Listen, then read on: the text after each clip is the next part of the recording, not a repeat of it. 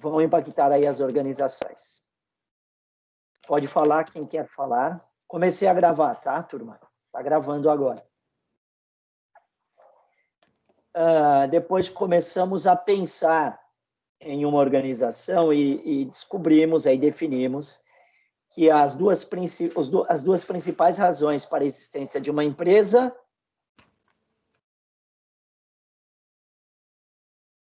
Lucro e perpetuidade. Isso, que é utopia, e a gente tomou aí como um parâmetro, como um padrão, a longevidade, não foi? Definimos a longevidade como sendo um bom parâmetro aí de perpetuidade. E lembro que nesta aula eu falei para vocês falarem empresas que vocês achem sólidas, não foi? E aí falei que elas iam quebrar, porque quem sou eu para dizer que essas empresas são eternas, né? Muitas situações impactarão aí todas as organizações. Depois falamos sobre posicionamento de mercado. Quando eu falo em posicionamento de mercado, eu estou falando sobre...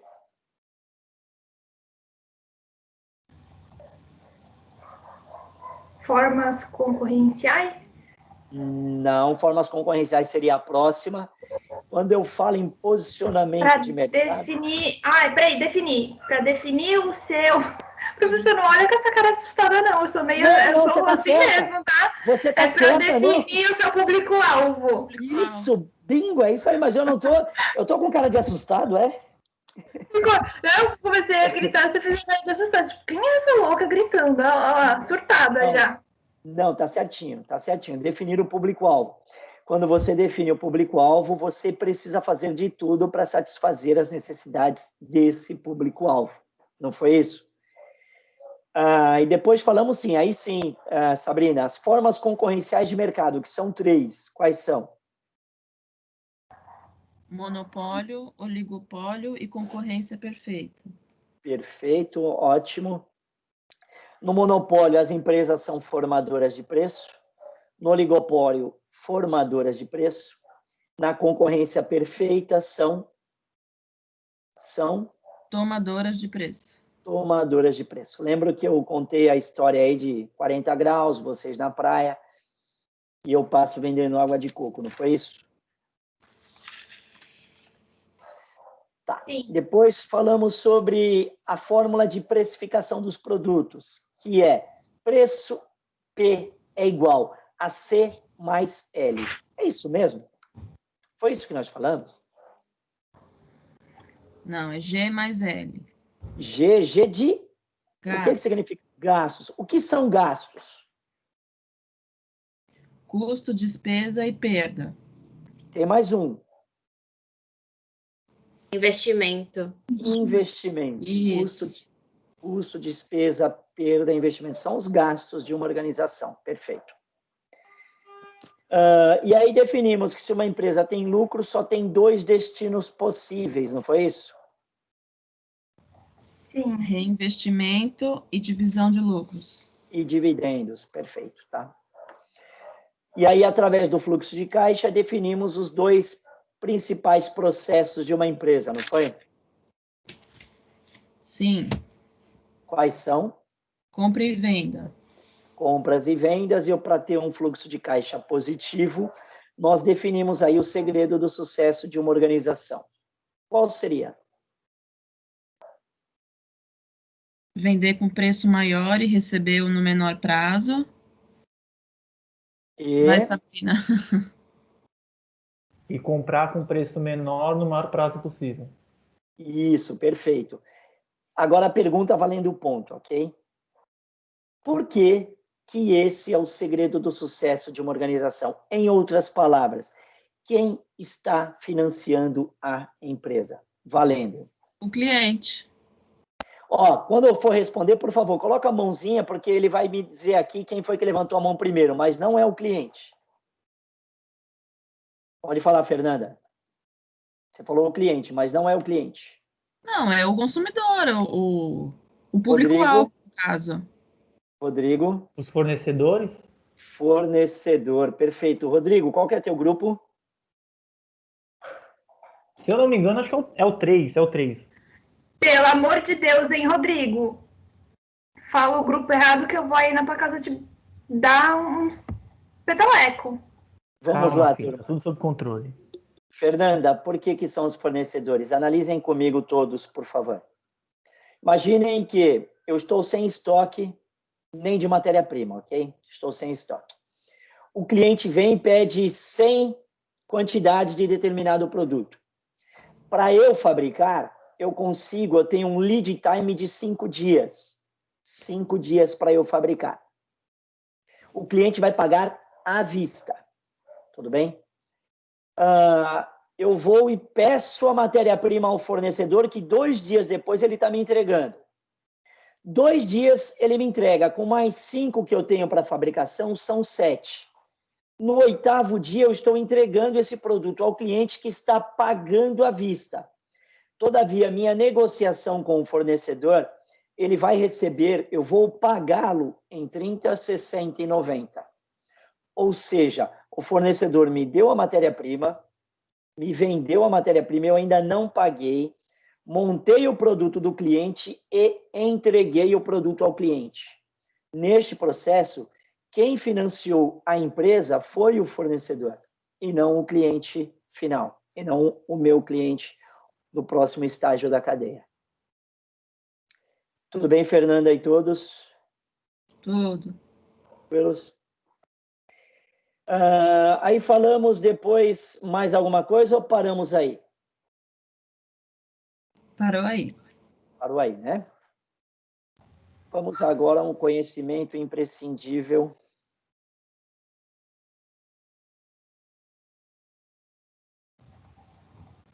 Ô, professor, o que é PCP? Planejamento e controle da produção. Obrigada. Nada, e controle da produção. Pessoal, atentem aqui a esta informação importante. Falamos 2 grandes processos, PCP e o segredo. Imaginem vocês que precisamos tomar decisões logísticas da nossa grande organização, da nossa fábrica de tecnologias, de produtos de tecnologia. Tá? Quais seriam as 3 principais decisões visualizando a logística neste processo dessa empresa que ainda vamos montar? Quais seriam?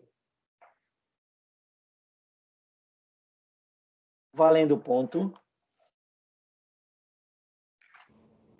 Compra, Que mais? venda, Certo, que mais? estoque. Tá. Você acertou o estoque. Estoque perfeito, tá? Então, as 3 principais decisões iniciais da logística é: qual é a quantidade, o nível de estoque? Em outras palavras, estoque de segurança, eu posso trabalhar no just in time, ok? Ok, estoque perfeito é uma das decisões logísticas. Quais são as outras 2? Movimentação seria uma, professor? Que tipo de movimentação? Das mercadorias. Transporte. É isso? Isso. Tá, perfeito. Transporte, tá? Por que eu falo qual tipo de movimentação? Didaticamente falando, movimentação é algo interno, tá? Transporte é algo externo. Então, ok, já definimos que 2 das mais importantes aí decisões, transporte e estoque. Falta uma.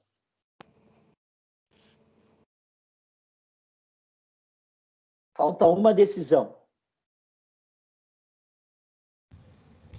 Distribuição? Não.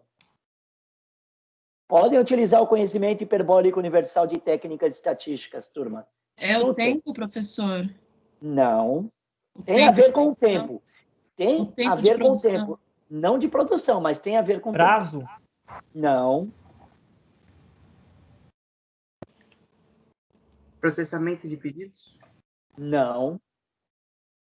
Lembrando, nós ainda não montamos a empresa, está em fase de planejamento. Eu preciso planejar a logística da organização. Primeiro, quantidade de estoque, que definimos aqui, que é importante. Transporte, a gente vai falar mais um pouquinho daqui a pouco. E... O investimento inicial, o retorno? Não. Tempo de produção, professor? Não.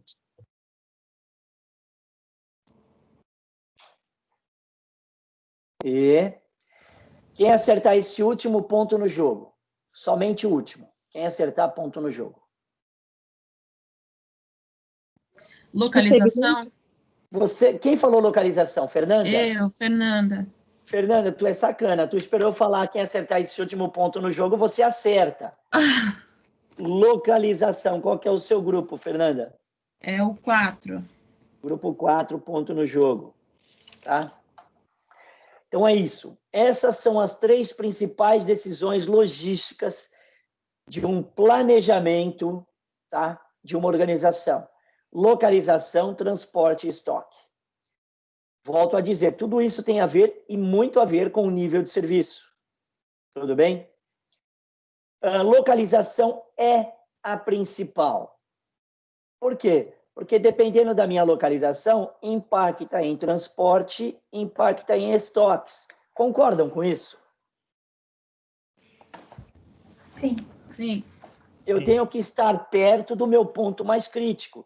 Se o meu ponto mais crítico é o fornecedor, para eu reduzir o custo com estoque e transporte, eu tenho que estar perto do fornecedor. Se meu ponto mais crítico é o meu cliente final, eu tenho que estar perto do mercado, do meu mercado. Eu vou reduzir o custo com transporte e com estoque. Tudo bem quanto a essa ideia geral? Então, localização é uma decisão importante, que a partir do momento que eu tomo a decisão de localização, certamente vai impactar em transporte e em estoque. Isso, em logística ou em gestão empresarial, tem um nome.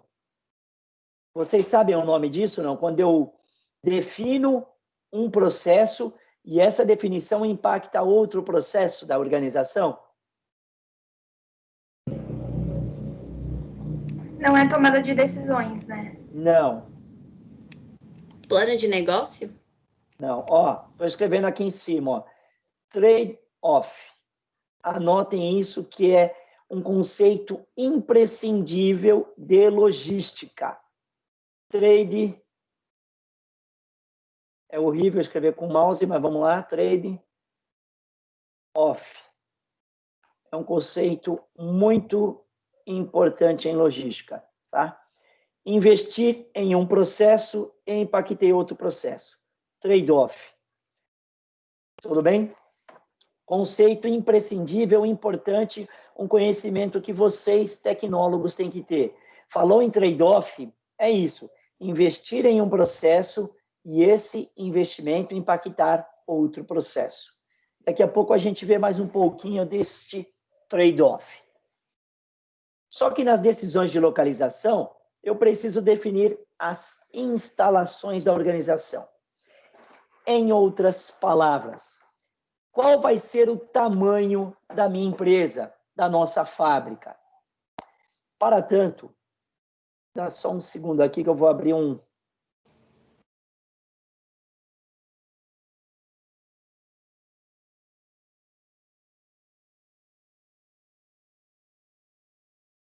Para tanto, eu preciso definir um importante elemento de mercado que vai ajudar a definir o tamanho da empresa. Valendo o ponto, qual é esse elemento de mercado?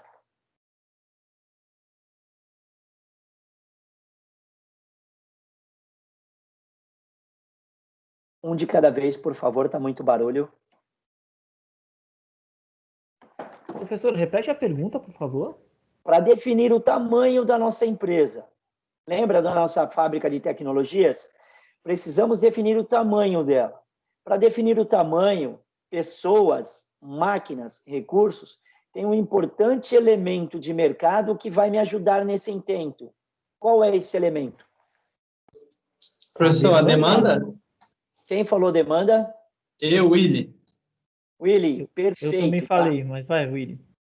Previsão de demanda. Perfeito, tá? Previsão de demanda. A previsão de demanda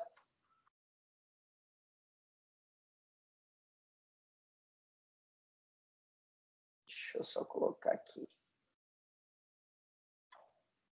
Previsão de demanda. Willy, qual que é teu grupo? 5. Grupo 5, ponto no jogo. Tá. Turma, se é um mercado de concorrência perfeita, quem é que dá o preço de venda? Os clientes. Isso, o próprio mercado. Concordam com isso? Que é o próprio mercado que estabelece o preço de venda? Então, se eu fizer a multiplicação entre a previsão de demanda vezes o preço de venda, eu tenho minha previsão de, valendo ponto,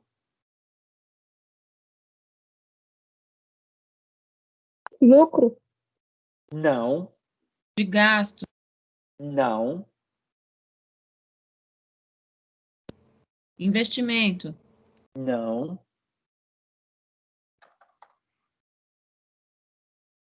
Receita? isso. Quem falou receita? Eu, Rodrigo. Rodrigo, grupo 3, né? Isso. Ponto no jogo, tá?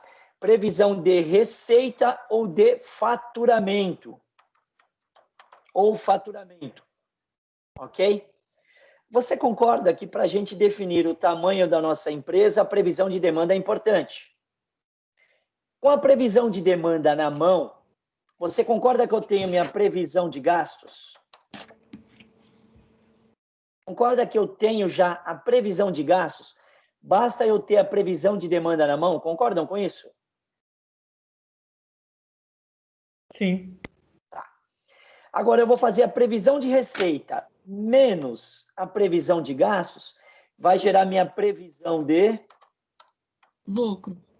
Não. Ah, Valendo o ponto. Previsão de...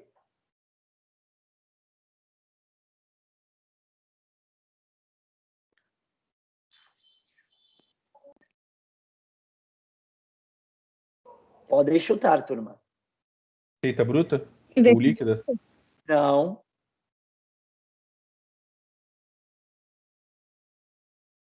De investimento? Não. Eu tenho a minha entrada de caixa menos a minha saída de caixa é igual a previsão de... Faturamento? Não. Lucro? Não.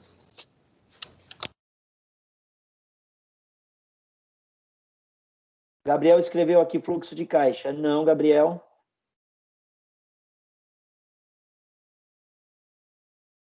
De fluxo? Não. Valendo... Despesas? Não. Valendo 2 pontos.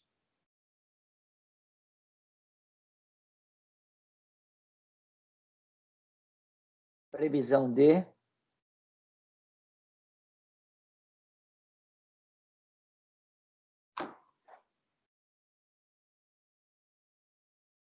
despesas. Não. Faturamento? Não. Jonathan, não é reserva também, ok?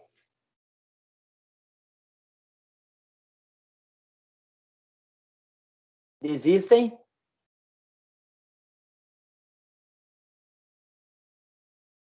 Desistiram? De Não. custos? Não. Definição. Eu tenho a minha previsão de receita ou de faturamento, quer dizer, todo o dinheiro que a empresa tem, menos todo o dinheiro que vai sair, todo o dinheiro que ela vai ter, menos todo o dinheiro que vai sair da minha previsão de... Investimento? Não. Patrimônio também não, Gabriel. Arrecadação? Não. Capital? Não. Receita? Não. Desistem? Valendo 3 Dá uma pontos. dica. 3 pontos agora. 3 points. Todo o dinheiro que entra, menos todo o dinheiro que sai, é igual à previsão de... Sobra? Não.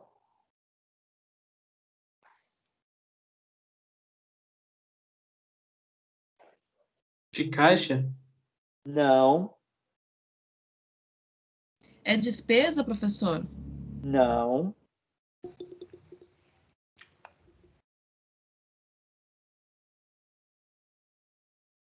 Previsão de... Orçamento? Não.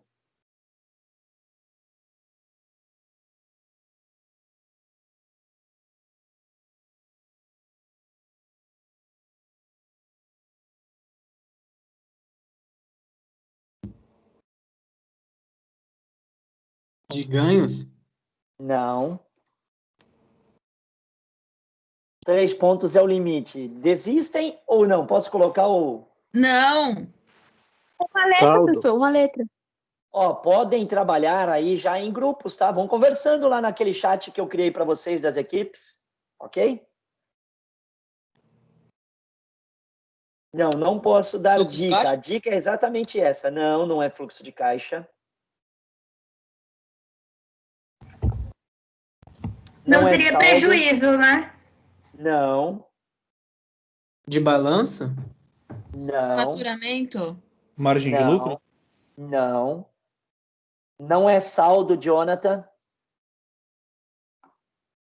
Previsão de... Custos? Não, Débitos? não. Desistência? Não! Previsão de...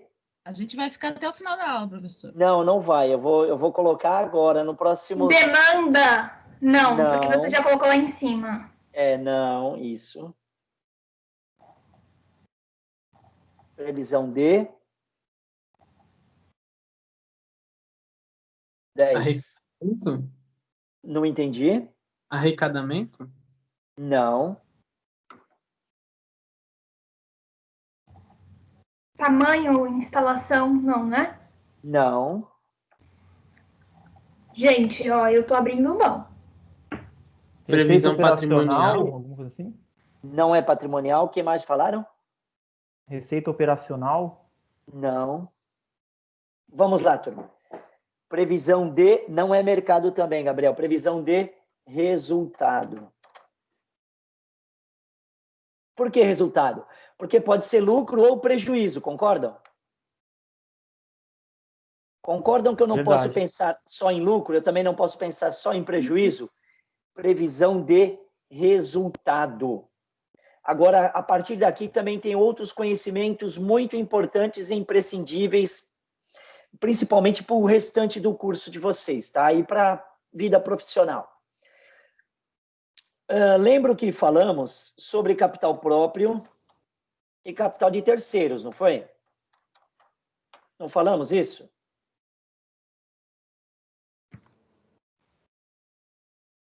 Falei ou não falei? Não lembro, professor, disso aí não. Tá bom, vamos lá então, vamos falar agora. Qual dinheiro é mais caro para a empresa? Pensem comigo assim. Vamos montar aquela nossa fábrica de produtos de tecnologia, ok? Temos 50% do capital. Os outros 50% vai ser capital de terceiros. Tá? O de terceiros aqui eu vou pegar no BNDES. Tudo bem? Só que no BNDES, e tanto capital próprio, você concorda que para nós investirmos na organização, a gente quer um retorno mínimo?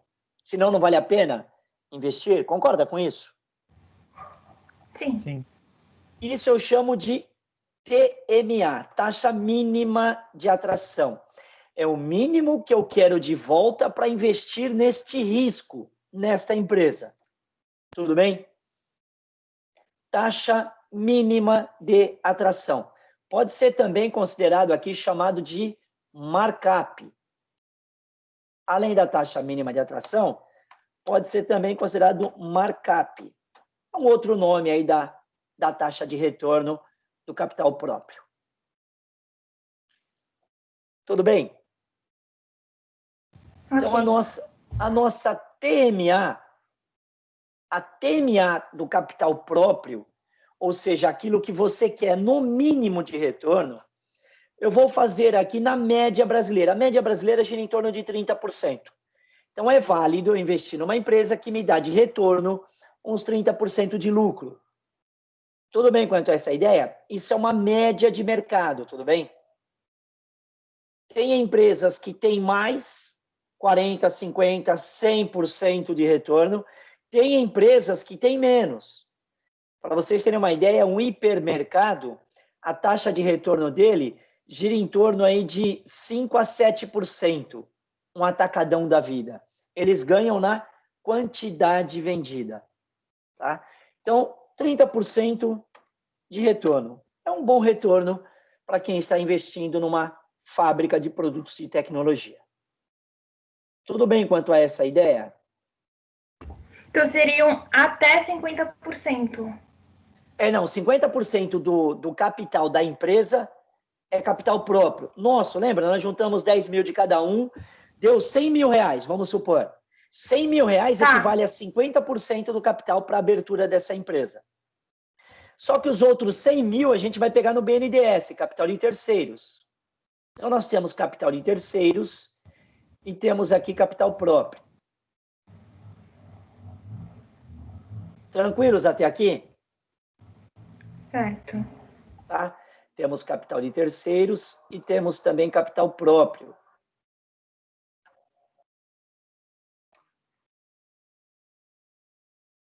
Agora, imaginem comigo. Para pegar emprestado dinheiro no BNDES... Perdi o mouse, já voltou. Para pegar dinheiro emprestado no BNDES, eu vou pagar a taxa de 11,42%. Agora, separem pessoa física de pessoa jurídica. Pessoa jurídica, a nossa fábrica. Pessoa física, o nosso capital que está lá dentro. Separem isso. Pergunto para vocês, para a fábrica, é mais custoso entregar 30% ou 11%? Não, os 11%. 30. O 30% Não, é sim, maior. é mais vantajoso pegar os 11%. Isso. Então, o capital próprio sempre vai ser mais caro para a empresa, ok? Capital próprio é mais caro para a organização. Ele é mais caro. Só que, pensem comigo, deu prejuízo. Eu sou obrigado a devolver os 30%? A empresa é obrigada? O que vocês acham? Não é obrigado. Não é obrigado. Deu prejuízo. A empresa é obrigada a bancar o BNDES? Sim. Sim. Sim. Tem que devolver. Perfeito. Então, o capital próprio ele é mais caro, mas a gestão dele é mais fácil. O capital de terceiros é mais barato. A gestão dele requer contrapartida. A empresa é obrigada a dar essa contrapartida negociada. Poxa, professor, então com a Selic baixa, taxa básica de juros da economia brasileira, está 2%. Quer dizer, então, que com a Selic baixa, possivelmente o capital de terceiros está mais barato do que 11,42. Sim, verdade. Então, quer dizer que com a Selic baixa, que é o que está acontecendo hoje no Brasil, e o capital de terceiros com um custo bem menor, eu poderia, então, montar uma empresa com 100% de capital de terceiros, que seria melhor. Sim, concordo, perfeito. Guarde o capital próprio para alguma demanda da organização, para algum investimento na organização. Então, utilizem, na medida do possível, com um plano de negócios, capital de terceiros dentro da organização. Tudo bem quanto a essa ideia, principalmente quando o capital de terceiros está mais barato. Tudo bem quanto a essa ideia?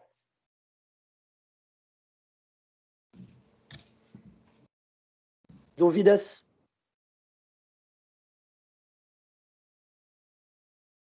Pessoal, dúvidas? Acho que não, professor. Tá. Então, capital de terceiros é mais barato. Parênteses aqui. Eu citei a Selic e é importante que eu fale para vocês a ferramenta, como que funciona a Selic na economia brasileira. Todos aqui conhecem o funcionamento da Selic? Não. Não. Vamos lá, então. Eu sou apartidário, tá? Não estou falando de política, só estou falando de administração. 2 administrações atrás, estava aumentando a Selic. A Selic, há 2 administrações atrás, a equipe econômica de 2 administrações atrás estava 14%, 15%. Vamos colocar 14%. Ela saiu de 8% e cresceu a 14%. Vamos colocar aqui os 8%, só para que a gente tenha uma verdadeira noção de valor. Quando a equipe econômica de 2 administrações atrás começou a aumentar a Selic e chegar a 14%, em diversas reuniões do Banco Central, qual a informação que ela está passando para o mercado? Eu aumentei a Selic, turma. O que os bancos comerciais fazem? Aumenta a taxa de juros. Porque o banco comercial ele está diretamente relacionado com a taxa básica de juros da economia. Então, quando o governo, através do Banco Central, aumenta a Selic, provoca, deixa eu falar aqui, que eu prefiro que vocês vejam a mímica, que aí vocês vão lembrar. Então, quando o governo, através do Copom, Comitê de Política Monetária, que é um departamento do Banco Central, aumenta a Selic, ele está falando o quê para os bancos comerciais? Bancos, aumentem suas taxas de juros. Pergunto para vocês, o banco aumentando a taxa de juros, o dinheiro fica mais caro. Nós, a grande maioria da população, com o dinheiro mais caro, taxa de juros maior, vai pegar dinheiro emprestado? Não. Não. Não pegando dinheiro emprestado, não gasta muito na economia. Não gastando muito na economia, o produto fica na prateleira, forçando manutenção do preço ou redução do preço do produto, protegendo a economia da inflação. Então, foi essa a ideia de 2 administrações atrás, controlar a inflação através da taxa Selic. Tudo bem quanto a isso? Turma, tranquilo? Não, professor. Pode só repetir de novo, eu não consegui entender muito bem. Vou repetir sim. Então, 2 administrações atrás, começou a aumentar a taxa Selic num patamar para proteger a economia da inflação. A ideia era controlar a inflação. Existia um assombro de inflação que eles estavam preocupados olhando a década de 80 e quase começo da de 90 no Brasil, onde a inflação era altíssima. Tá? Então, para privilegiar o controle inflacionário, eles deixavam o dinheiro mais caro, aumentando a taxa Selic. O governo aumentando a taxa Selic obriga os bancos comerciais a aumentar as taxas de juros também. Dinheiro fica mais caro. Nós não vamos financiar nada, percebe? Nós não vamos pedir emprestado. Não financiando e não pedindo emprestado, não gasta muito na economia. Produtos ficam na prateleira, forçando o mesmo preço ou redução do preço daquele produto, controlando a inflação, porque a inflação o que é? É inflar o preço, é aumentar o preço, principalmente dos itens da cesta básica. Tudo bem quanto a essa ideia geral agora? Agora sim, professor, obrigado. Tá, isso. Com isto colocado, produto na prateleira, tá? Selic alta, taxa de juros alta, produto na prateleira. Pergunto, a empresa ela é obrigada a produzir? Ela vai produzir mais daquele produto ou ela vai segurar a produção? Reduzir. Segurar a produção. Vai reduzir, gerando desemprego. Por que que o Brasil hoje tem em torno aí, até antes da pandemia, vamos colocar, 12 milhões de desempregados? Porque duas administrações anteriores privilegiou, e na realidade, se estão certo, hoje nós vamos dizer que eles estavam errados, mas poderiam estar certos, tá? Eles privilegiaram o controle da inflação em detrimento ao emprego. Então, quando você está aumentando a Selic, os bancos aumentam a taxa de juros, diminui a demanda, diminui a produção, gerando desemprego. Tudo bem quanto a essa ideia geral? Sim. Tudo bem? O inverso é verdadeiro, turma. O inverso é verdadeiro. O governo atual, se certo ou errado, devido à recessão, talvez esteja certo agora, porque ele percebeu que 2 governos atrás estava errado, mas só percebeu por causa da evolução econômica. Tudo bem? Eu não estou falando de política, ok?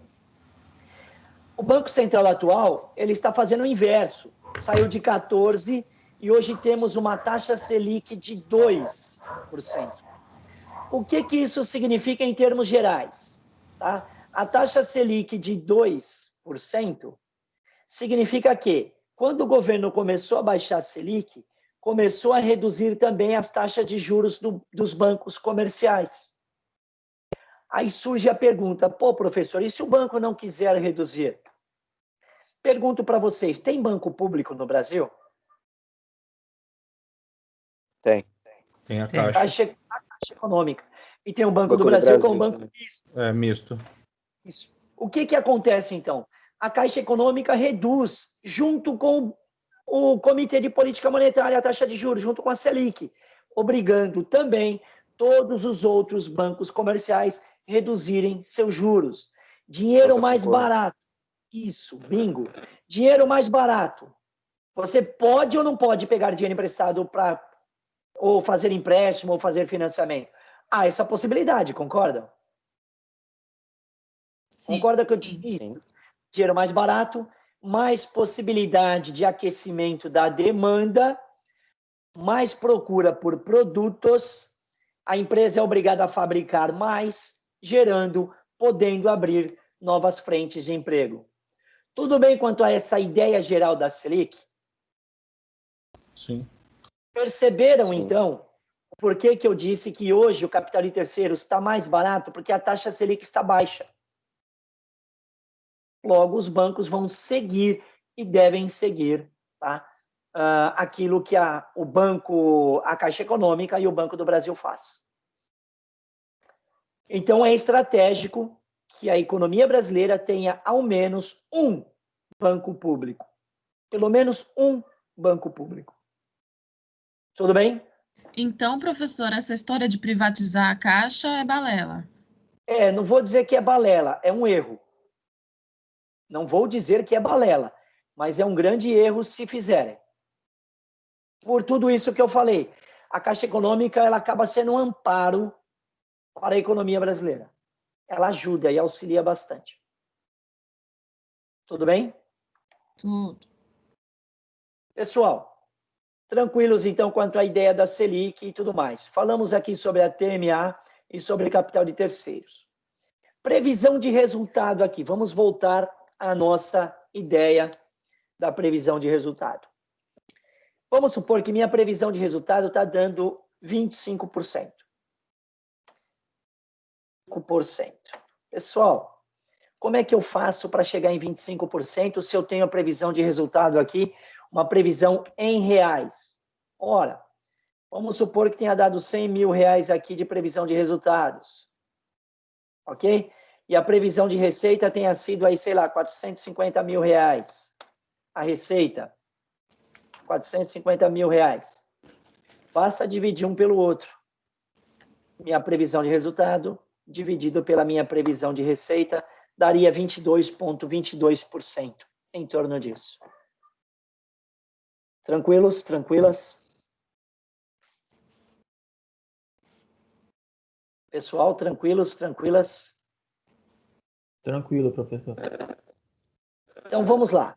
Vamos voltar aqui aos nossos 25%. Chegamos à previsão de resultado, calculamos em percentual e deu 25%. De lucro, ela lucrou 25%.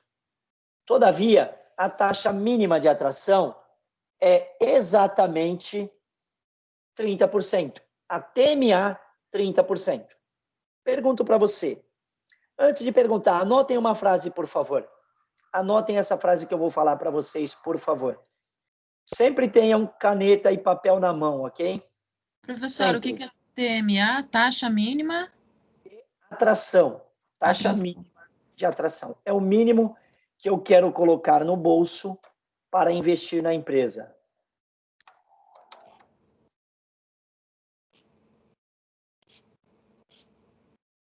Anotem uma frase, por favor. Posso? Pode. Toda Pode. empresa precisa ser economicamente viável. Toda empresa precisa ser economicamente viável. O que é que eu quero dizer com isso? Que essa nossa fábrica, para ser economicamente viável, ela tem que entregar no mínimo 30%. Tudo bem? Sim. Tá? O que significa TMA? Taxa mínima de atração. Então, a empresa ela tem que entregar, no mínimo, o que o acionista quer, que neste caso, 30% de lucro. Só que na previsão de resultado, a empresa está dando 25% de lucro. Pergunto, posso dizer que estou em prejuízo?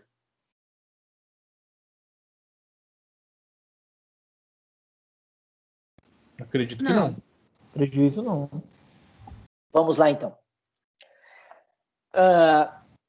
Quando a empresa entrega menos do que o mínimo que eu quero, eu tenho um conhecimento, um fundamento contábil chamado prejuízo econômico. Por que econômico? Porque toda empresa precisa ser economicamente viável. Entenderam isso? Por que prejuízo econômico? De quanto? 5%. Só que ela está em lucro financeiro. Financeiro. Por que lucro financeiro? Porque ela está dando maior do que o 0 a 0. Eu tenho 25% de lucro financeiro. Todavia, eu estou com prejuízo econômico de 5%. Poxa, professor, uma empresa pode estar em lucro e prejuízo ao mesmo tempo? The same time? Pode. Tudo bem? Dúvidas? Tudo bem. Então, professor, ela tem o lucro em dinheiro e o Isso, lucro prejuízo financeiro. E o do prejuízo econômico. investimento. Isso, perfeito, tá? Prejuízo econômico. Porque toda empresa precisa ser economicamente, percebe o prejuízo econômico? Economicamente viável. E para ser economicamente viável, ela tem que entregar no mínimo 30%. Essa taxa é você que decide, né? Boa pergunta, tá? Tem duas formas de decidir essa taxa aqui. Uma delas é fazendo uma média do mercado. Pega empresas parecidas, tá? Pega 5, 6 empresas parecidas e faz uma média desse mercado. Aí você define lá a taxa. Se é válido você investir com essa taxa média de mercado, é você que vai colocar o dinheiro. Mas você pega uma média de mercado. Ou, em aula apropriada, vocês vão conhecer o custo médio ponderado de capital. Que esse aqui é calculado, dá para calcular, de acordo com o capital de terceiros e próprio que está dentro da organização. Mas em aula, durante o curso, vocês vão aprender aí, possivelmente em custos e tarifas. Custo médio. Ponderado de capital. Que é uma média ponderada entre capital próprio e terceiros. Boa pergunta, tá? Pela pergunta e participação, qual é teu grupo? É a Fernanda que falou? 4, isso. Grupo 4, ponto no jogo. Então, quem define o acionista, ele pode fazer uma média de mercado e aceitar essa média, ou pode trabalhar com um custo médio ponderado de capital. Agora, turma, vamos supor que agora a empresa não deu mais 25%, ela deu 30% de retorno. Estou em prejuízo? Não. Não. Não. Eu estou exatamente no ponto de equilíbrio econômico. Por que ponto de equilíbrio econômico? Porque eu estou atingindo exatamente o mínimo que eu quero. Ponto de equilíbrio econômico. Ou eu posso falar também que ela já está em lucro econômico. Ela já está em lucro econômico, porque atingiu o mínimo que eu quero. Então, a empresa ela está sendo economicamente viável. Professor. Oi. Boa noite. Quando a empresa ela ultrapassa muito, vamos supor que ela teve 40%, 50%, isso pode acabar mudando o que os investidores querem e acabar dando um prejuízo, tipo, criando uma expectativa que mais para frente ela não cumpre? Isso é colocado na mesa ou não? Tá, boa pergunta, tá? Também. Qual é o teu grupo? Não tenho, é a primeira aula que eu estou participando com você. Tá, Meu daqui a nome é pouco. Yuri. Então a gente vai colocar você, Yuri, num grupo. Acho que você já tem grupo sim, tá? Daqui a Perfeito. pouco eu vejo lá. Boa pergunta, tá, Yuri? De uma maneira geral, você concorda que toda ação de uma organização ela precisa ser planejada? Sim. Ela não pode fazer no escuro. Eu tenho, durante 3 meses seguidos, 40% de retorno. Eu vou mudar minha TMA para 40%. Teoricamente, não deveria ser feito desta forma. Tá? Você tem que planejar. E esse planejamento, geralmente o plano estratégico, vai te dar uma visão de longo prazo. Tudo bem? Então, esse risco que a empresa ou o acionista quer ter é o risco, em termos gerais, é o retorno mínimo pelo risco do investimento. Então, qualquer coisa que esteja acima de 30%, por exemplo, agora deu 35% e não mais 30%. Eu não estou mais no ponto de equilíbrio, eu estou no lucro econômico. Para o investidor, para o acionista, é válido e muito válido sempre que a empresa tenha sempre acima do ponto de equilíbrio econômico. Por que acima do ponto de equilíbrio? Porque a taxa mínima de atração é o mínimo que eu quero. Logo que o horizonte entre o mínimo e o máximo é gigantesco. Então, quanto mais retorno, melhor para o acionista. Sim. Tranquilo quanto a essa ideia? Então, qual é o custo do meu capital? Então, eu vou trabalhar com custo médio ponderado de capital e já tem um cálculo aqui, tem uma fórmula definida. E vou estabelecer a taxa mínima de atração. Pronto, é a mínima de atração. Aumentou o custo do capital.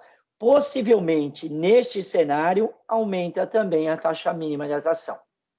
Mas não simplesmente por um retorno maior. Tudo bem? Ok, obrigado. Tranquilos? Turma, dúvidas até aqui? Tranquilo. Imaginem agora que deu 0%. Logo, ela está em prejuízo econômico. Tá certo isso, não tá? Concorda que ela está em prejuízo econômico quando dá 0%? Tá.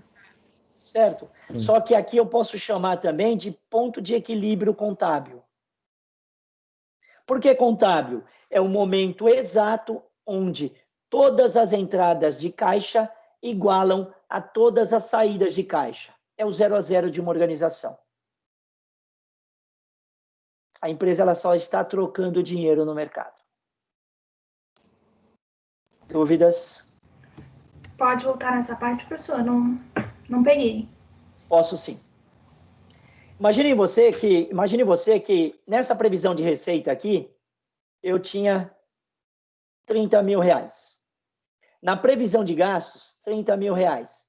30 menos 30 dá 0. Ora, eu não posso dizer que estou em prejuízo, porque ainda não está negativo. Eu não posso dizer que estou em prejuízo financeiro, porque ainda não está negativo. está no 0 a 0.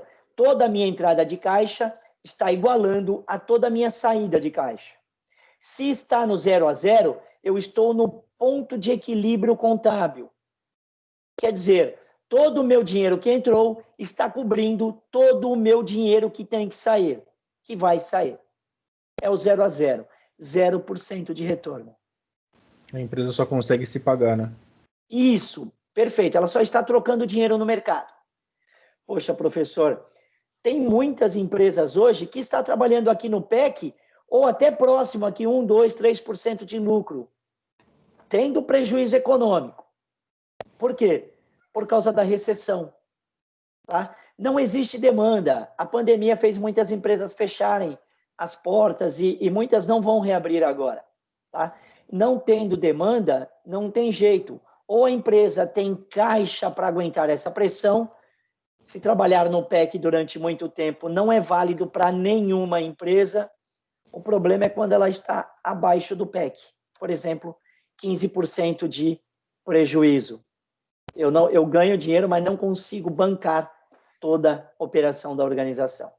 Aqui eu estou em prejuízo financeiro. Dúvida? Dúvidas, turma? Não. Com esse cenário geral, então, tudo isso para fazer uma análise inicial daquela nossa fábrica de tecnologia. Tudo isso aqui que foi falado é importante na tomada de decisão de localização, porque a localização, eu preciso definir as instalações. Para definir as instalações, eu preciso da minha previsão de gastos. Chego na minha TMA, comparo, chego no resultado e comparo com a TMA de mercado, ou com a minha TMA. Tranquilos, tranquilas? Dúvidas? Posso seguir?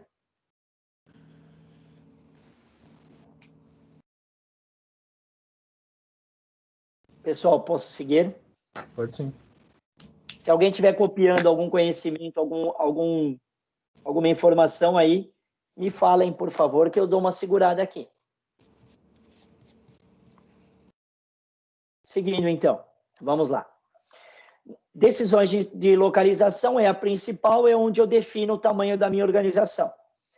Decisões de transporte, modais, frota e programação. São as decisões principais aí em transportes.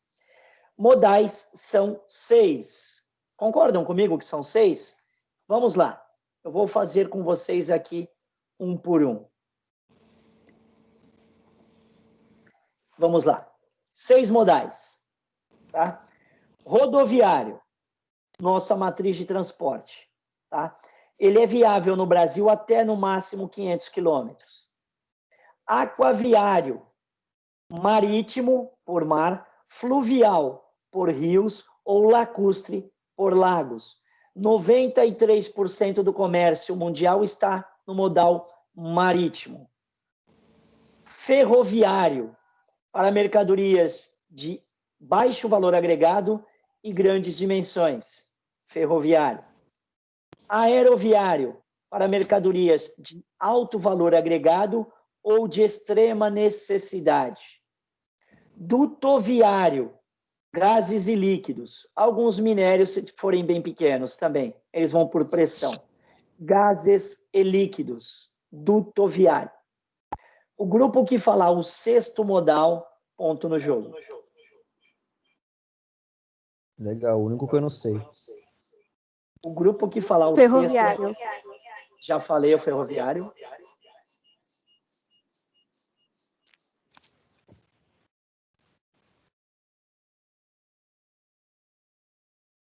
É o modal mais novo agora. É um modal novo. Hidroviário. Pela internet? Não. O que foi?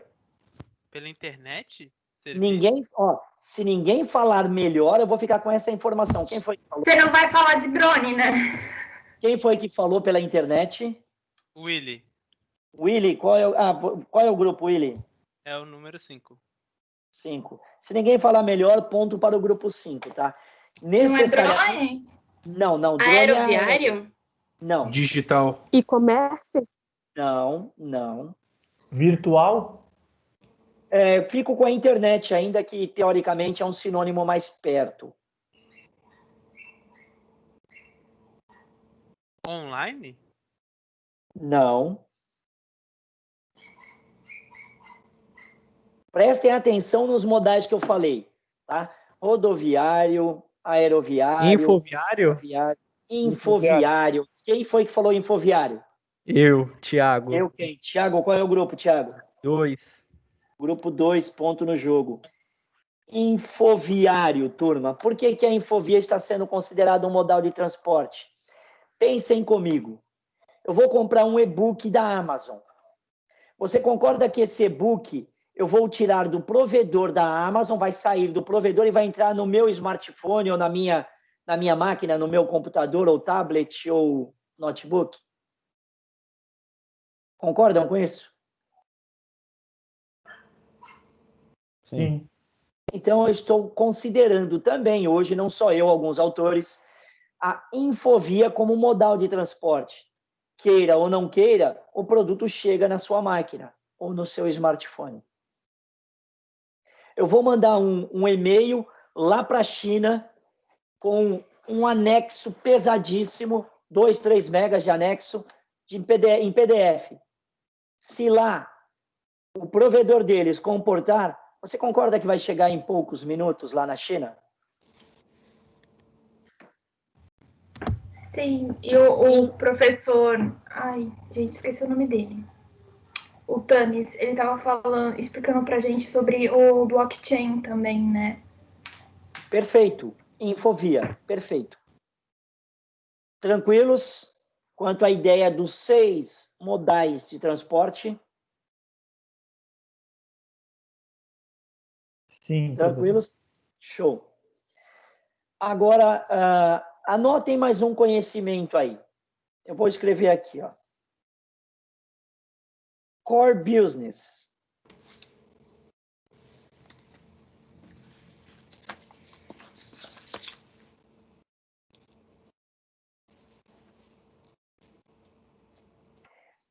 Core Business.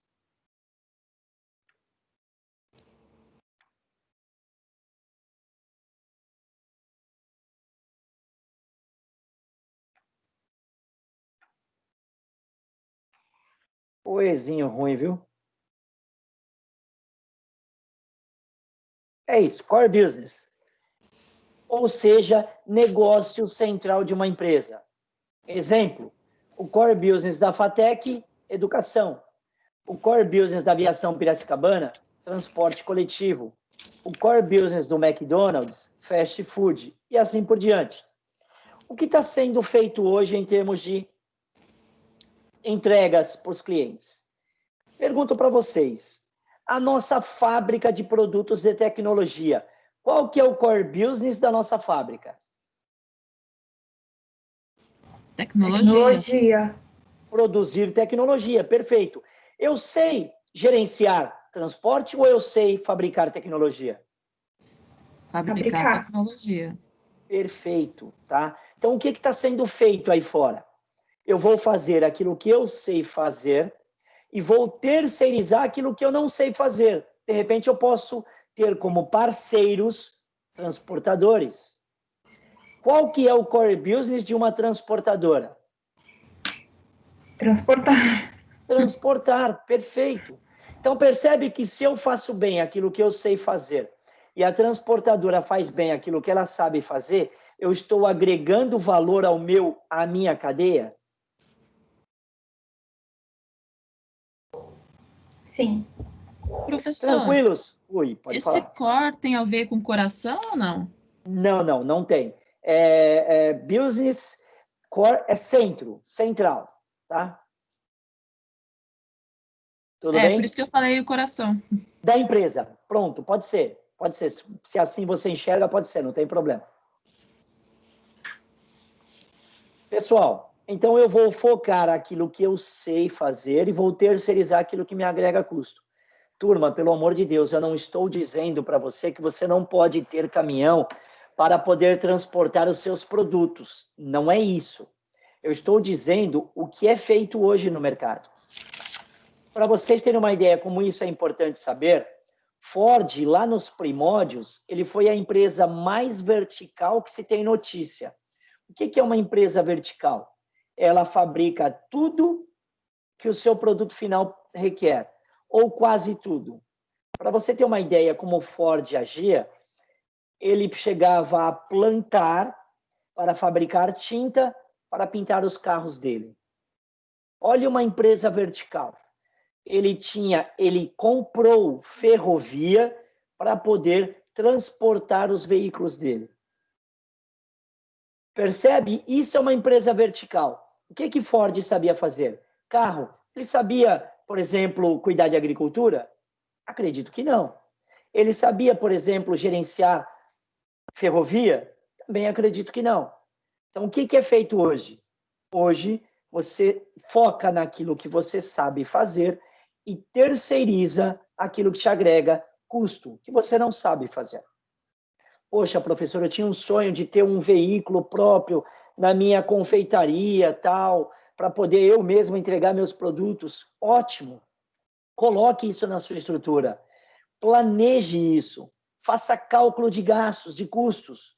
Defina se o teu lucro abrange, absorve isso. Absorveu?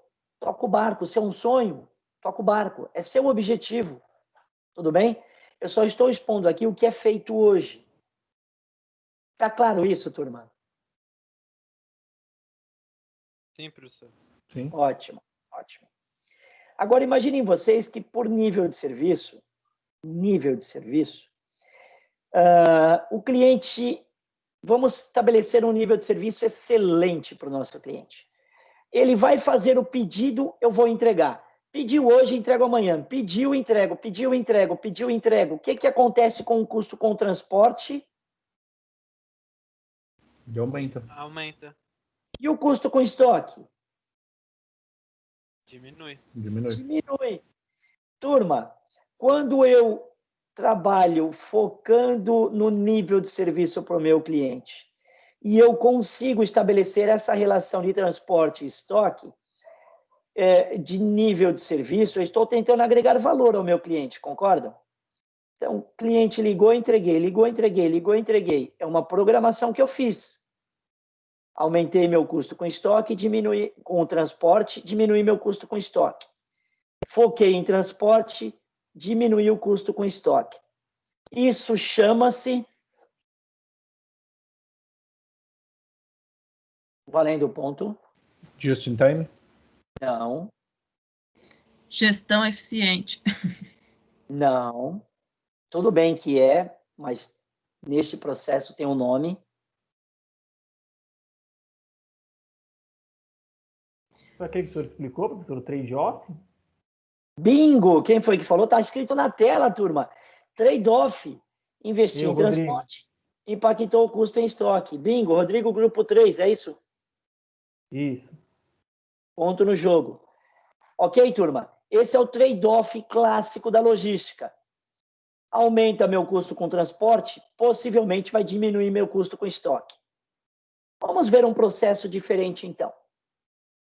Vamos avisar o nosso cliente que nós vamos entregar somente a cada 15 dias. Então, nós vamos colocar todos os produtos no caminhão e a cada 15 dias vamos sair com o veículo para as entregas. O que acontece neste cenário com o custo com transporte? Diminui. Concorda? Diminui. E o custo com estoque? Aumenta. Aumenta. Trade-off, mais um trade-off da logística. Dúvidas? Não. Não? Então, já falamos de modais, frota e programação. Já falei de estoque bem no início, que o nível de estoque just in time ou não. Agora, quando fala em nível de serviço, turma, nível de serviço determina as decisões estratégicas. Nível de serviço é fundamental. Nível de serviço escolhido determina as decisões estratégicas. Nível de serviço é fundamental. Ok? Pensem comigo neste gráfico que eu vou colocar aqui, ó. Tentar, pelo menos. A gente pesquisou com o nosso cliente e, através de pesquisa de mercado, o cliente deixou transparecer que ele quer esse nível de serviço. Tudo bem? Só que esse nível de serviço gera este custo para a empresa. Então, para eu entregar esse nível de serviço ao cliente, gera um custo. Concorda que todo nível de serviço tem um custo ou um gasto por trás? Sim. Sim. Ótimo. Imaginem vocês que numa sexta-feira o gerente financeiro, junto com o gerente de produção, a cúpula, a alta cúpula da empresa estava lá no happy hour, bebendo elas todas. O pessoal estava pensando em aumentar o nível de serviço para o nosso cliente. Vamos fazer um teste na segunda-feira. Aí chega na segunda-feira, aumenta o nível de serviço para o cliente. O que acontece com o gasto ou com o custo? Aumenta. Bem, pergunto para vocês, se o cliente não perceber valor neste nível de serviço maior, ele vai pagar? Não. Não. O que aconteceu nesse processo? A empresa vai manter o preço de venda, porque o cliente não percebeu o valor, ok? E ele aumentou o custo ou o gasto do nível de serviço, reduzindo o resultado da empresa. Porque, afinal de contas, preço é igual ao gasto que ele aumentou, mais o lucro, que se ele aumentou o gasto, vai diminuir. Tranquilos? Tranquilas? Sim. Com essa ideia geral colocada, o ótimo, às vezes, é inimigo do bom. O que eu quero dizer com isso?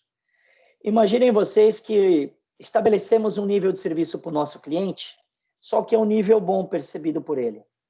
É um nível aceitável, vamos dizer assim. É um nível bom. Estamos trabalhando bem, o mercado é nosso, já temos um market share.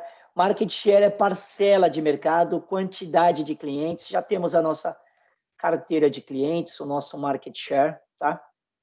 Aí vem uma concorrente no nosso mercado, do nada, e começa a ofertar o nível ótimo para os clientes. O que acontece com o nosso cliente? Vai migrar para outra. Possivelmente migrar para outra. Anotem essa frase, por favor. Em termos de nível de serviço, é impreterível entregar o ótimo percebido pelo cliente. Vou voltar. Em termos de nível de serviço, é impreterível entregar o ótimo percebido pelo cliente. Ok? Sempre, sempre, sempre o ótimo percebido por ele. Não mais para não gerar gasto, como esse gerente aqui, ó. Não menos para não perder para um concorrente que oferte algo mais para ele. Poxa, professor, como é que eu vou definir o nível ótimo percebido por ele? Pesquisa de mercado. Professor, Okay? o nível de serviço que você fala é a qualidade? Pode ser qualidade. Boa pergunta, Fernando. Pensem comigo. Eu vou falar aqui de nível de serviço, agora vocês vão entender. Qual que é o nível de serviço da nossa operadora de celular? Baixo. Baixo. Todos concordam que o nível é baixo? Quem aqui discorda que o nível da operadora de celular ainda é baixo? Todos concordam que é um nível baixo? Ora, se entra uma empresa agora no mercado e começa a ofertar um nível ótimo, eu não tenho dúvida que, com o mesmo preço, que os clientes vão migrar. Tudo bem, Fernanda, quanto a essa ideia de nível de serviço? Sim. Tá, então o que dá para... Poxa, professor, como é que eu descubro isso? Pesquisa de mercado. Pessoal, aprendam uma coisa. Na vida, em tudo que vocês forem trabalhar com pessoas, a comunicação ela é realizada com 65% da comunicação é a expressão corporal. Então, a expressão corporal diz muito em uma reunião, em uma venda. dá para você analisar o cliente. 35% é aquilo que ele verbaliza. 65% é o movimento do corpo. Tá? Então, numa pesquisa de mercado, é imprescindível atentar aos detalhes. Tudo bem? Sim. Tranquilos quanto a essa ideia geral de localização, transporte, estoque? Falamos de TMA, de instalações, de modais, tem um sexto modal entrando aí na literatura, frota, concentrar no core business, programação gera trade-off, dependendo daquilo que você definir aí. Estoque, nível de estoque. Ciclo de vida dos produtos. Todos os produtos têm ciclo de vida. Todos, tá? Pode ser produto ou serviço. Todos os bens têm ciclo de vida. Mas vamos olhar para produto, o tangível. A diferença entre produto e serviço é a tangibilidade. O produto você pode tocar, o serviço não. Uma das diferenças, tá? Imaginem vocês que todos os produtos estão com um ciclo de vida menor, tá? Quanto tempo durava ou dura uma geladeira na casa da nossa avó? 20, 30, 40 anos, mais ou menos isso? Sim. Hoje, quanto tempo dura uma geladeira? Acabei de comprar hoje. Qual a expectativa de vida útil dela? No máximo, estourando 8, 9, 10 anos? Sim. Geralmente, acabou a garantia, quebra a geladeira, quebra o bem, né? Sempre. Geralmente acontece isso. É engraçado que quando você compra a garantia estendida, ele não quebra.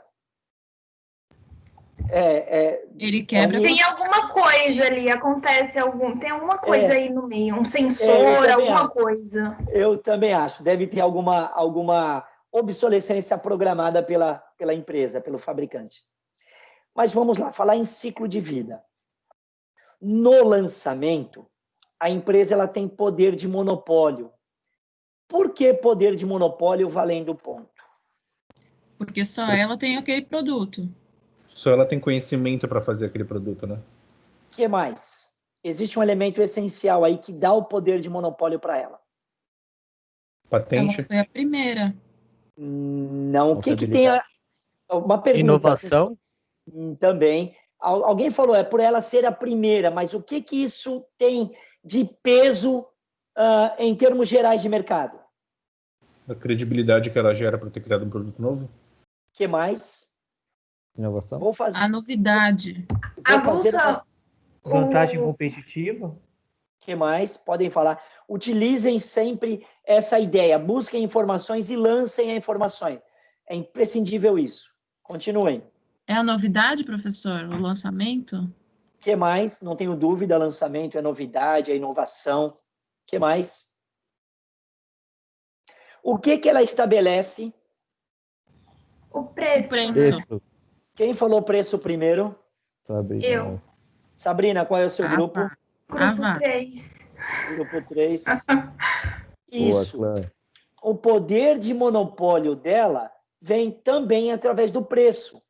Pergunto para vocês, quanto está um iPhone 11 hoje? Não sei, professor, sou pobre. Eu tenho uma amiga que comprou um iPhone 11 por R$4.000 semana passada. Então, depende uns 10, 12 mil. Eu também acho. Depende do mercado que ela comprou, tá? Depende da mão que ela comprou, mas tudo bem, é uma possibilidade. Agora, deve estar em torno de 9, 10, 11 mil. Mais ou menos isso. Eu também não sei o preço do iPhone 11, tá? Então, no lançamento, ela tem poder de monopólio. Então, a partir do momento que ela lança, ela precifica lá em cima o produto. Aí ela percebe durante um tempo de mercado que está crescendo pouco a venda daquele produto, ok? Aí sim, ela começa a baixar o preço porque está na expectativa de lançar outro. Daqui a pouco aparece outro. Ela baixa o preço e começa a aumentar as vendas daquele produto. De uma maneira geral, hoje nós temos alguns produtos aí em crescimento de vendas. Podemos citar aí o iFood, porque poucos estão indo hoje num restaurante. Podemos citar streaming, empresas de streaming, empresas de aula online. Tudo bem quanto a essa ideia? Uber talvez esteja ainda em crescimento aí. Então, esse é uma nova fase da vida do produto. A empresa começa a reduzir o preço do produto e começa a aumentar as vendas. Aqui eu coloco também um produto essencial que todos deveriam experimentar. Corinthians, ok? Está em crescimento. Esporte Clube Corinthians Paulista. Pô, professor, você estava indo bem na aula, agora estragou tudo. Professor, depois de mais de 100 anos não estaria no declínio?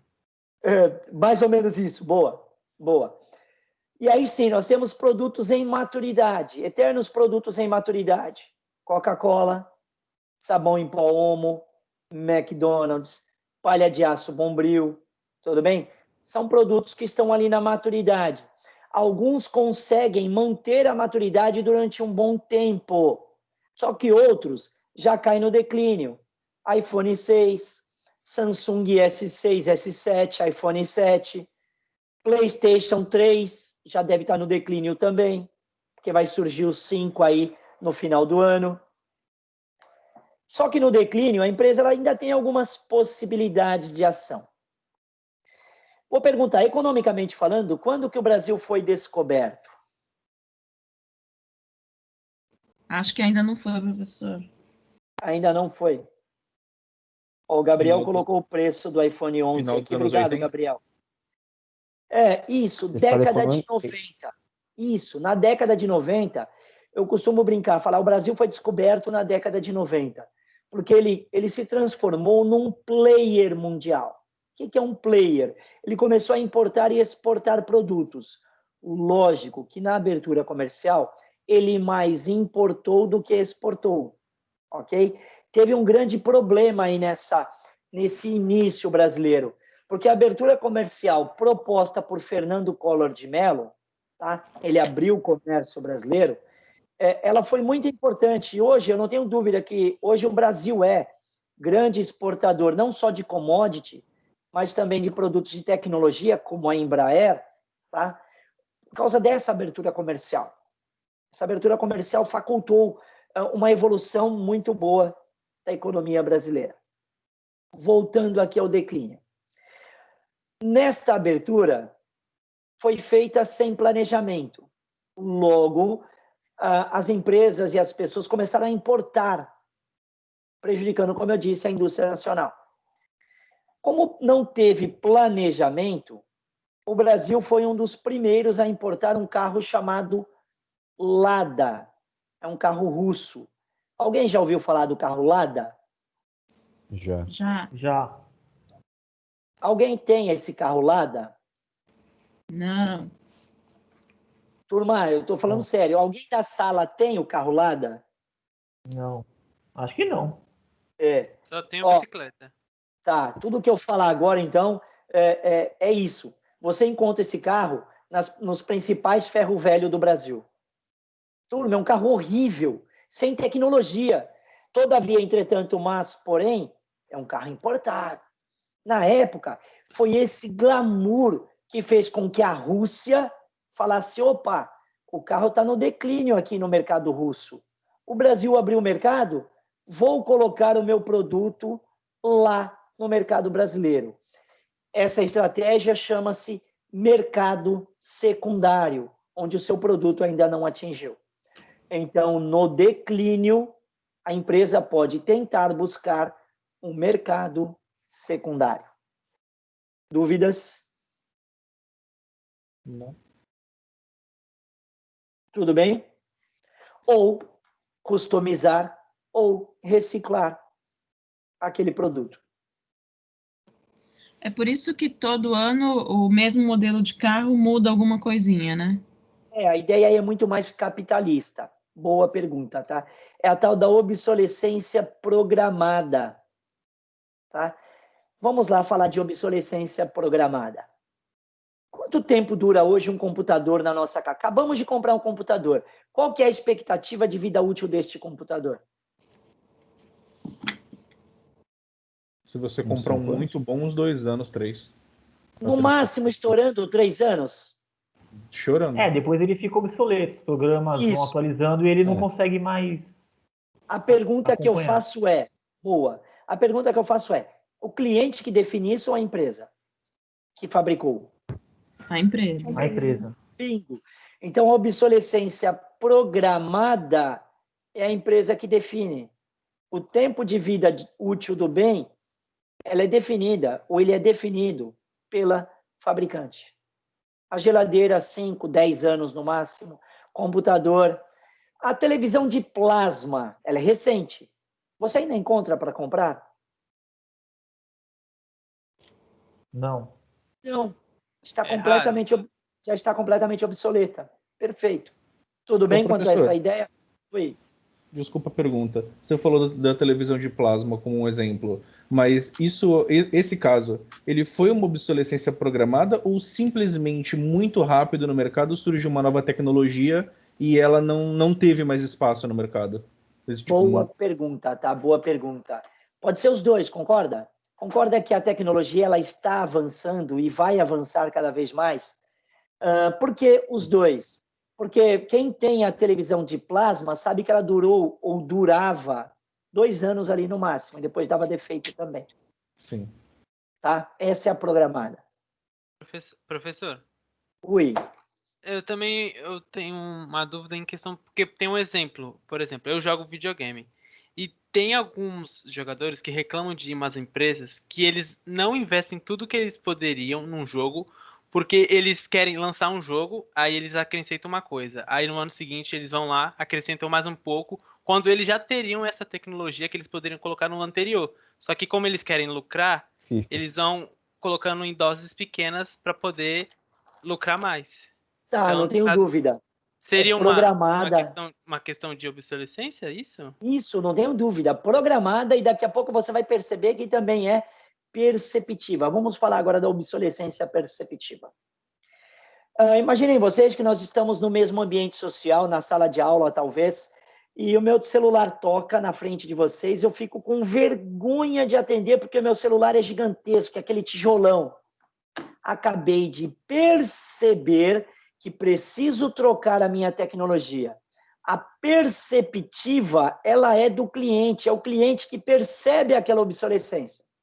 O produto ainda funciona. Todavia, o cliente quer trocar por causa de um ajuste tecnológico, um novo produto no mercado. Tranquilos?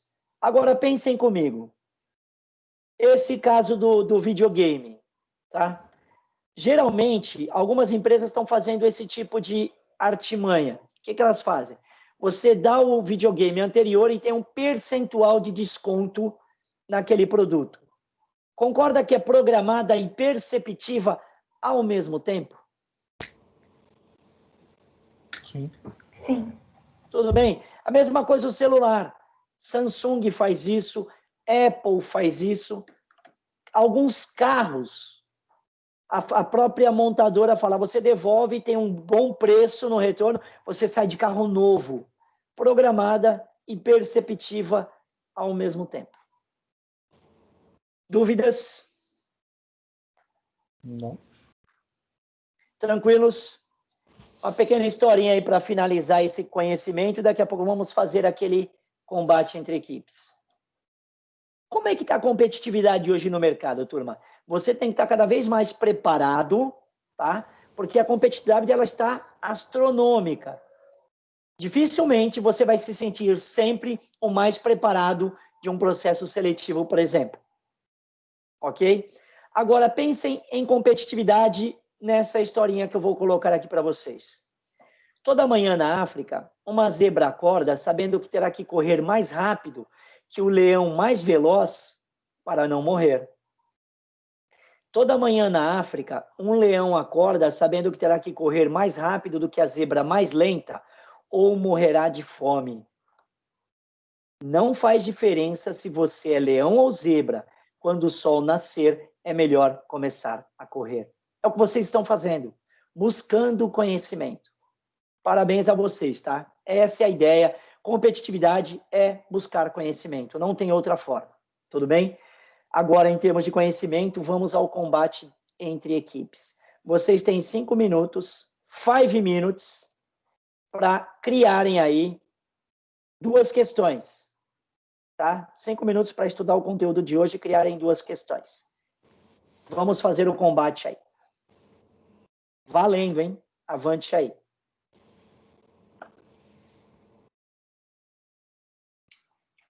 Ô, professor. Oi. Professor. Não eram as perguntas da semana passada? Vocês já fizeram as perguntas da semana passada? Sim. Não. Não deu tempo? Não deu tempo.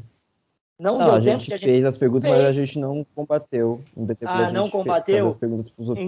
Então adequem adequem as perguntas ao conhecimento de hoje, por favor. Para vocês estudarem também o conhecimento de hoje, tá bom? Ok. Professor. Oi. Boa noite, Yuri, de novo. Oi, Yuri, eu vou ver aqui se você está ou não em algum grupo. Dá só um minutinho. Perfeito. Você entrou recente, Yuri? Não. Você já estava na lista? Não, já estava na lista. Então, teoricamente, você tem que estar já em um grupo.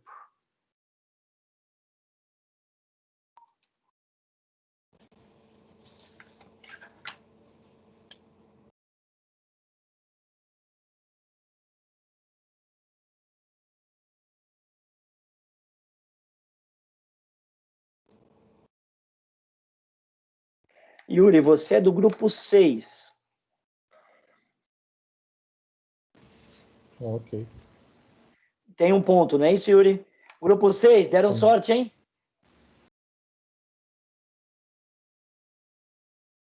Yuri! Valeu, Yuri. Grupo 6, ponto Quem no são jogo. os integrantes do grupo 6, por favor?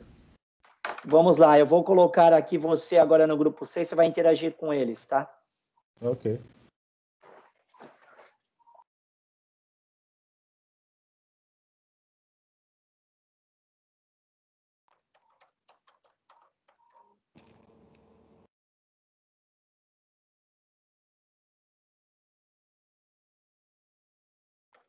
Yuri do quê? Yuri Menezes?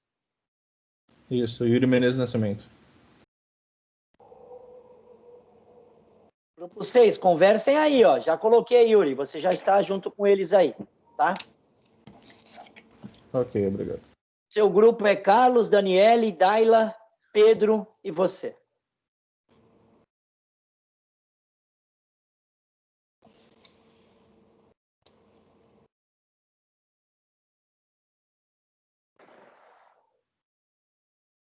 Mais alguém está sem grupo, turma?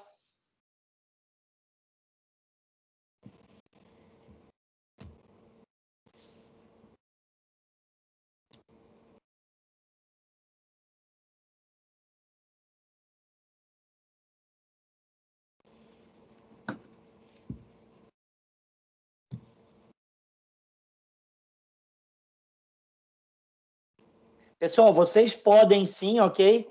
Fazer a reunião de vídeo, conversar, olhando um para o outro aí, não tem problema não, podem fazer, ok? Mais 3 minutos ou 4 a gente começa o jogo. Podem fazer aí. Oi, pode falar. Acho que eu tô sem grupo também. Acho que Quem é o grupo 2. Qual que é o nome? Alves. Jonathan Alves. Calma aí, Jonathan. Grupo 1. Não é Jonathan Ventura, não, né? Não. Jonathan Santos. Alves Santos. Sim. Tá. Grupo 2.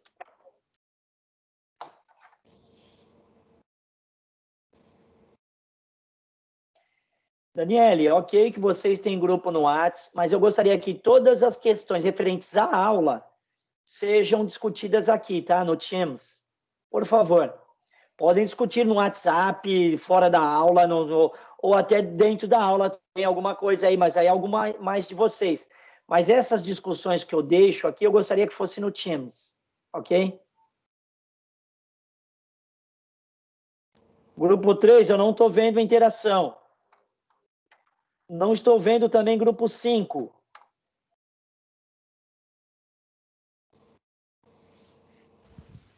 Aqui estávamos no WhatsApp, professor. Vamos começar a interagir no Teams. Por favor. Grupo 4 também não estou vendo. Professor? Oi, pode falar. tentando pegar aqui o ritmo do negócio. O grupo tem que criar 2 questões e essas questões vão ser passadas para os outros grupos, é isso? Isso. Vocês vão fazer a pergunta para outro grupo. Eu já vou definir qual é. Se o grupo errar, ponto no jogo para vocês. Se o grupo acertar, ponto no jogo para eles. Perfeito.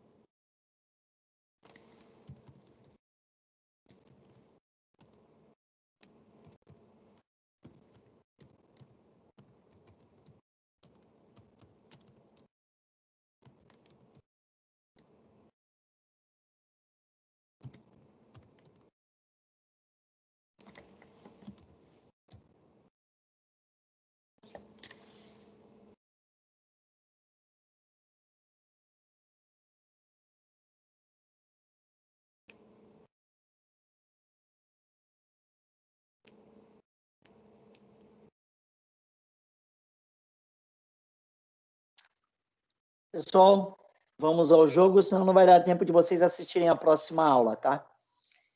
Tudo bem? Posso passar uns 3, 4 minutos do nosso tempo, que vai até 8h40 a nossa aula. 8h43, 44 a gente talvez termine aí.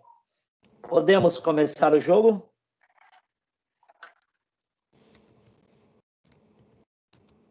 Pessoal, podemos começar o jogo?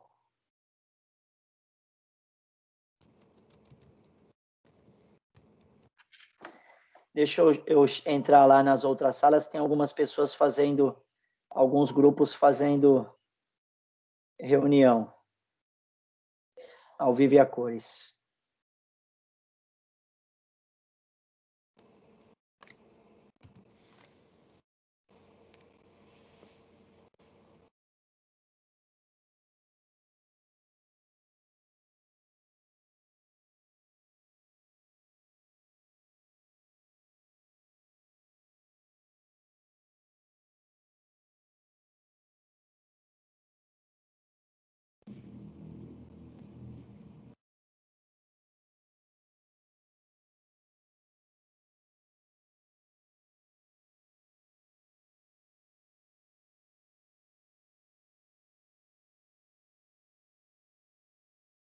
Pessoal, podemos? Vamos lá, então. Ó, vai funcionar da seguinte maneira. Grupo 1 vai questionar o 2, tá? O grupo 1 tem 1 minuto para fazer a questão. O grupo 2 tem 2 minutos para responder. Respondeu certo, ponto no jogo. Respondeu errado, ponto para o grupo que fez a questão. Ok? Valendo, o grupo 1 pode fazer a pergunta, por favor.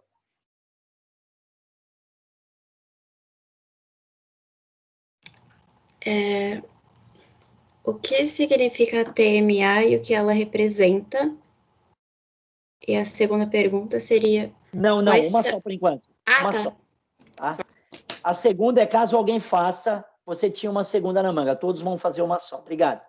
Então, grupo 2, por favor. 2 minutos para a resposta.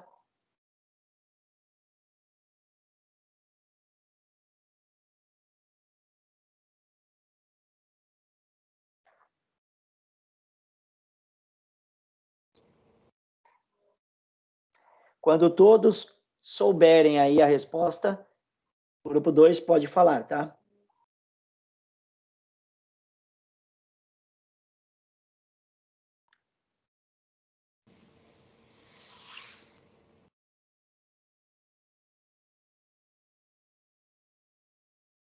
30 segundos. 30 não, 1 minuto. Passou 1 minuto já.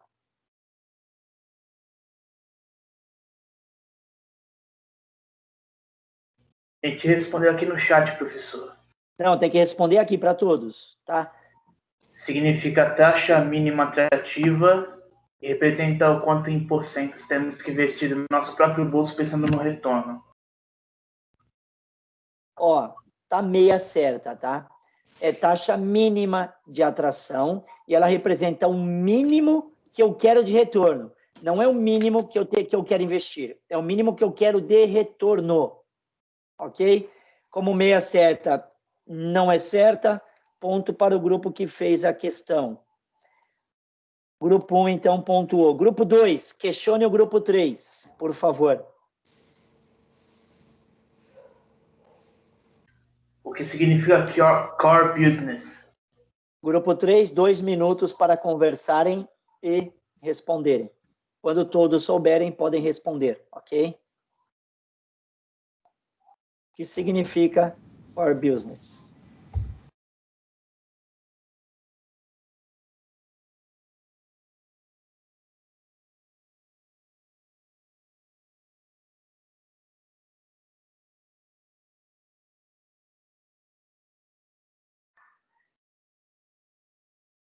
Professor, core business significa atividade central da empresa. Por exemplo, uma empresa de transportes, a atividade dela é transportar a mercadoria. Outras atividades que ela faz não faz parte do core business dela.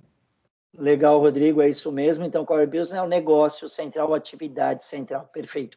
Grupo 3, faça uma pergunta, questione o grupo 4.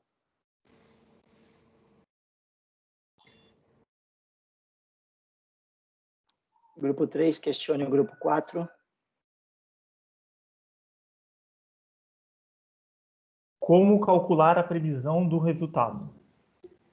Grupo 4. Bonito. 2 minutos, grupo 4. O que foi, Fernando?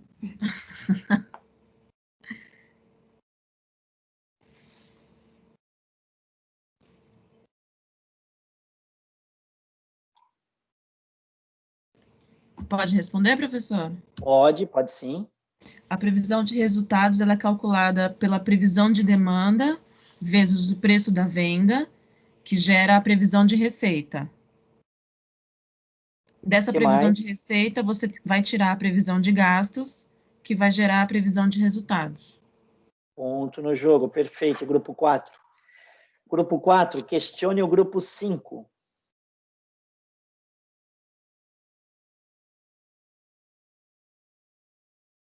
Pode perguntar. O Roberto vai perguntar, professor. Ok.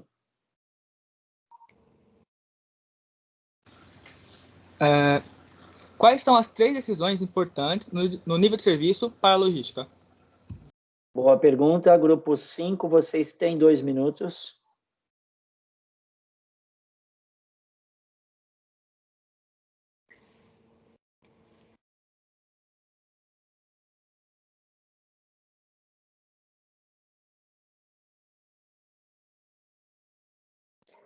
Tem que responder aqui no áudio, tá? Já vi aqui, o grupo 5, tá certinho, mas tem que responder no áudio, ok?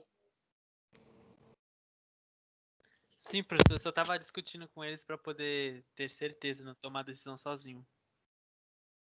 Posso falar? Por favor. Localização, transporte e estoque.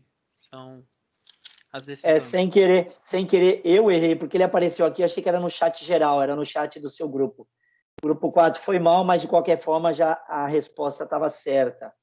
Grupo 5, questione o grupo 6. Eu vou dizer aqui, professor, a pergunta. Por favor. Em um ambiente corporativo que possui fins logísticos, a compra de novas rodas para um veículo de transporte de produtos seriam parte de qual tipo de gasto?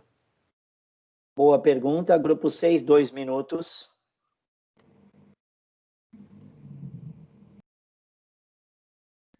Tem como repetir a pergunta, por favor? Por favor, pode repetir. Em um ambiente corporativo que possui que possui fins logísticos, a compra de novas rodas para os veículos de transporte de produtos seriam parte de qual tipo de gasto? Grupo 6, 2 minutos. Já passou 30 segundos, ok? Já passaram 30 segundos.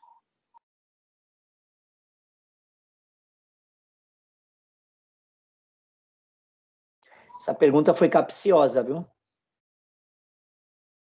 Mas é isso, tem que ser. Teoricamente é um jogo de conhecimento. Vocês não estão errados, ok? Grupo 5.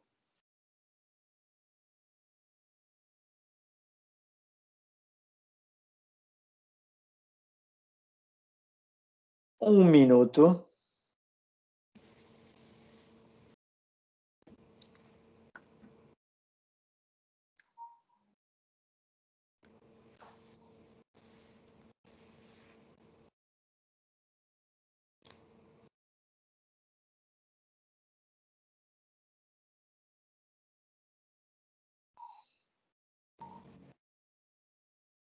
Trinta segundos.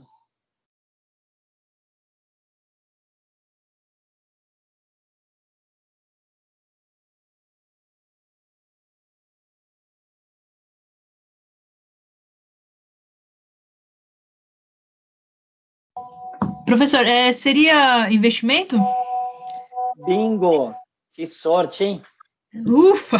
Grupo 6, ponto no jogo, perfeita resposta. Professor, Era isso, né, grupo 5? Oi, pode falar. Não seria reinvestimento? Não é aquisição, tá? O reinvestimento, a gente só fala isso quando é Então, lucro. mas ele adquiriu rodas, então Então, ele já mas tinha um caminhão.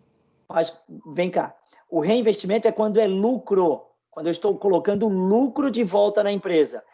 Dentro da... Tá bom? Certinho, então. Grupo 6, questione o grupo 1. Última questão, por favor. Boa noite. Quais são os riscos que a empresa corre por fazer uma obsolescência programada mal planejada? Grupo 1, 2 minutos para a resposta. Tem vários riscos aí, tá? Então, ela é uma pergunta um pouco aberta. Então, grupo 1, vocês podem aí. Tá bom?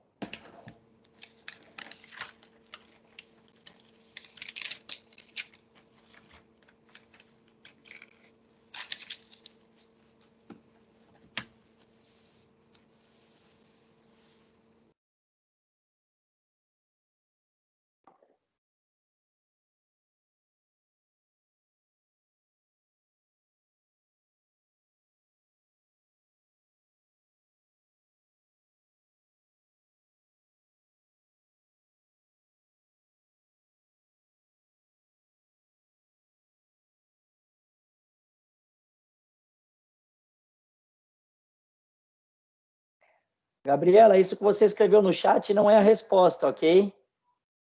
Esse P e um monte de pontinho em cima não é a resposta.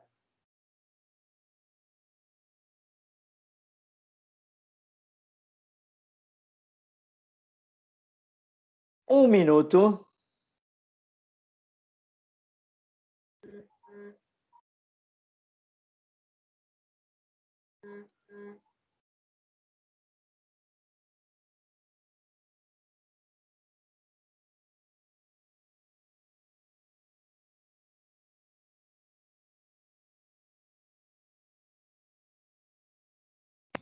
Trinta segundos.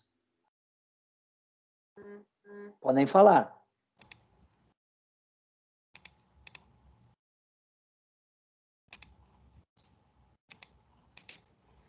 Eu acho que tá meio confuso. Eu acho que o produto se tornaria obsoleto de forma... Ai, meu Deus.